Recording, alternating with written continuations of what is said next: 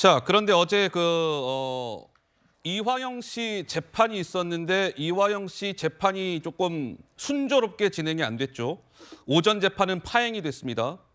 그리고 이제 오후에 재판부가 직권으로 국선 변호인을 안치고 재판을 가까스로 진행할 수 있었는데 순탄치 않았죠. 그래서 어제 검찰이 법정에서 이렇게 이른바 항의를 했어요. 뭔가 지금 이화영 씨 이 재판에 조직적인 사법 방해가 있는 것 같습니다. 뭔가 좀 이상해요. 사실상 뭔가 민주당 진영의 사법 방해를 콕 집어서 법정에서 문제를 제기했다. 뭐 이렇게 봐야 될 겁니다. 왜? 그래픽 돌려보죠. 이건 저희가 임의로 만든 게 아니고 어제 법정에서요. 검사가 이런 사례들을 정말로 이야기를 했어요. 그러면서 사법 방해가 의심됩니다라고 한 겁니다. 그 사례들을 한번 보시죠. 박찬대 최고가 최근에 이화영 측근 만난 거, 그 자리에서 박찬대 최고가 이화영 씨 부인 백모 씨랑 통화한 거, 이화영 씨 부인이 민주당에 탄원서 낸 거, 이화영 씨가 옥중 서신 발표한 거, 이화영 씨 부인이 재판 나와가지고 부부싸움하면서 재판 파행시킨 거, 이화영 씨 부인과 같은 취지의 주장을 이어가는 김영태 변호사가 법정에 나와서 중도에 사임계 던지고 나가면서 재판 파행시킨 거. 이거 쭉 나열을 하면서 이거 좀 이상해요. 사법 방해가 있는 건 아닌지 의심됩니다. 검사가 저렇게 주장을 했다는 겁니다. 구자령 변호사님은 무슨 생각이 드세요?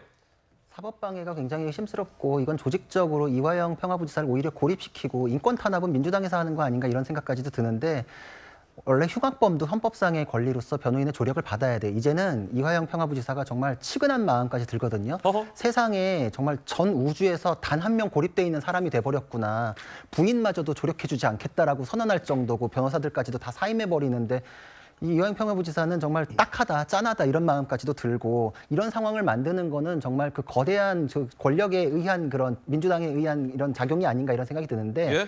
정청래 의원이 뭐 작용 반작용 얘기하셨는데 작용 반작용. 반작용으로 수사가 많이 들어가는 건 작용으로 혐의가 워낙 많아서 그래요. 범죄가 워낙 많아서. 근데 그거에 대해서 수사가 많이 벌어지고 있는 거에 대해서 반성은 안 하고 자꾸 이제 뭐 쪼개기 얘기하잖아요. 쪼개기다. 이거는 지금 이제 백현동 건만 가지고 영장 청구가 되도록 유도를 하기 위해서 쌍방울 대북송금 사건을 최대한 늦추는 거예요. 그래가지고 정기회 이후로 시점이 이제 총선 쪽으로 붙어가면 정치적으로 영장을 두 번 청구할 수는 없거든요. 그거 자체를 이제 굉장한 정치 탄압이라고 반대를 하려고 작정을 하고 있으니까. 그래서 사건을 절반으로 줄이고 그거에 대해서 굉장히 이제 그 영장에 대한 기각 가능성을 높이기 위한 작업을 하고 있는 일환이다 이렇게 생각이 들거든요. 예. 그러니까 이화영 평화부지사가 거기에 지금 그냥 수단으로 도구로 지금 이용이 되고 있는 상황이에요. 이 재판 자체가.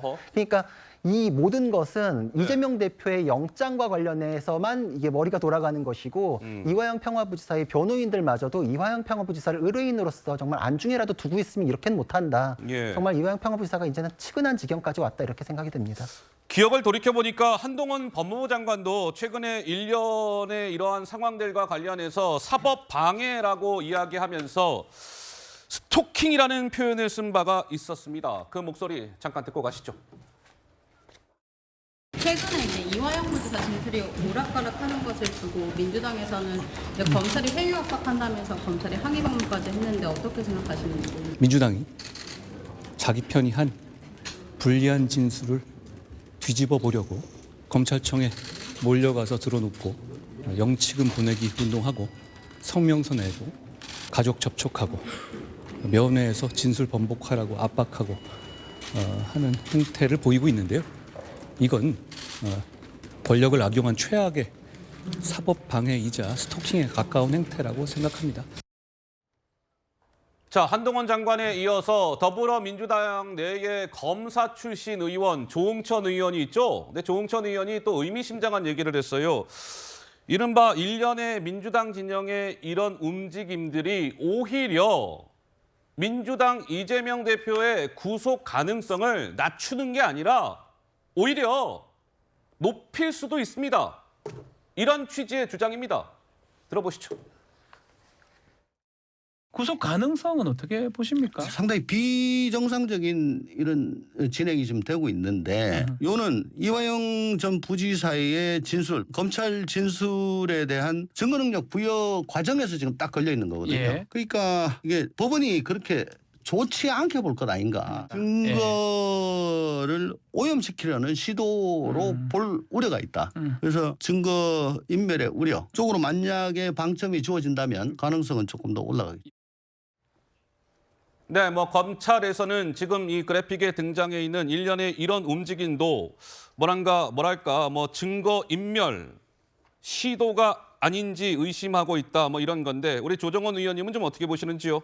네, 지금 일련의 과정, 지금 일반적인 국민들은 이제 좀 지쳐가는 것 같습니다. 아하. 이재명 대표에 대해서 관심 있는 분들도 이렇게 모니터링 하다가 이제 사례가 너무 많아지니까 네. 이제는 정말 이제 파악하기가 한 번에 어려울 정도로 파일을 만들어야 될 정도로 공부를 아이고. 해야 될 정도로 예. 이제 이재명 학이라는 게 나올 정도로 이제 공부를 하고 있습니다. 어허. 저는 우리 국민들이 알고 싶은 건 이거 하나인 것 같습니다. 검찰이 좀 과하다는 민주당의 주장이 진짜인지 아닌지 확인하는 방법은 검찰이 청구하는 구속영장을 법원이 인정하느냐. 그래서 이재명 대표가 구속되느냐 아니냐. 저는 만약에 구속이 안 되면 검찰이 과했다라는 주장이 힘을 얻을 거라고 생각해요. 만약에 구속이 되면 이재명 대표 진짜 잘못했구나라고 우리 국민들 판단할 거라고 믿습니다. 예. 아직까지 우리 국민들 사법에 대한 신뢰도, 법원에 대한 신뢰도가 어느 정도 있기 때문에 근데 이거를 막는 일련의 과정들은 국민들에 대한 정말 몹쓸 짓을 하고 있다 생각합니다.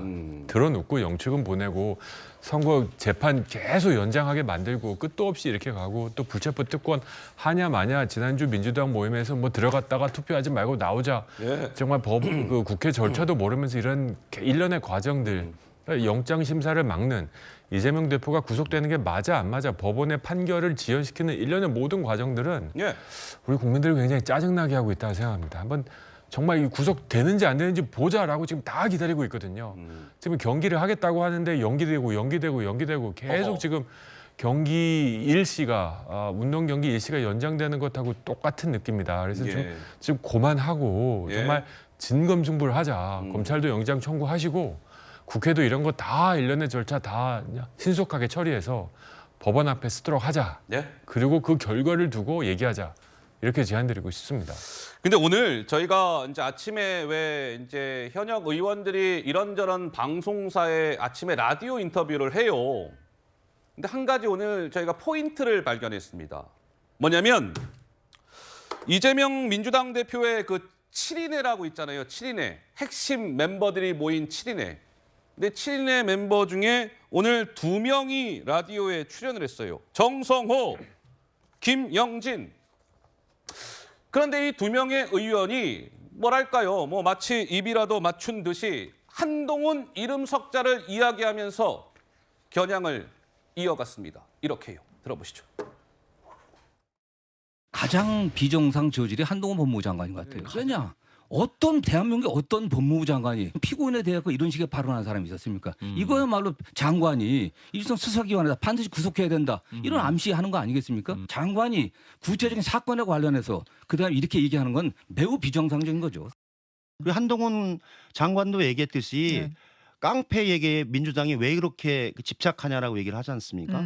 제가 되묻고 싶은 것이 한동훈 검찰은 왜 그렇게 깡패와 사기범의 얘기에 대해서 그렇게 그 존중하고 입장을 가지고 그 공격하는지 이해할 수가 없어요. 벌써 4차 소환을 했는데 한마디로 편의점에 가서 물건 사듯이 이재명 대표를 불러서 그 수사하면 되는 겁니까? 글쎄요. 정성호, 김영진 의원의 목소리였는데 장채고 한 말씀 하시겠다고요? 네, 우선 정성호 의원님 상당히 합리적인 분으로 알고 있는데 아마 대부분의 국민들이 가장 비정상 저질 야당 대표가 이재명 대표라고 생각할 겁니다. 가슴에 손을 얹고 돌아보시면 좋겠고요. 어허. 김영진 의원님, 깡패 얘기에 왜 이렇게 집착하느냐. 그 깡패를 깡패로 부르지 말라고 법사위에서 난리쳤던 게 바로 민주당 국회의원들입니다. 그리고 그 깡패에게 후원금 받고 800만 달러 달러 대북에 보낼 자금 대신 받으면서 고맙다고 인사한 게 이재명 대표입니다. 언제는 깡패 아니고 공익 제보자 아니냐 뭐 이런 말씀까지 하시더니 네, 이제 와서 뭐 깡패 이야기를 왜 듣느냐라고 하는 거 이해가 안 되고요. 편의점 뭐 물건 사듯 4번 불렀다. 이재명 대표의 혐의가 이렇게 많은 게 한동훈 장관 탓입니까?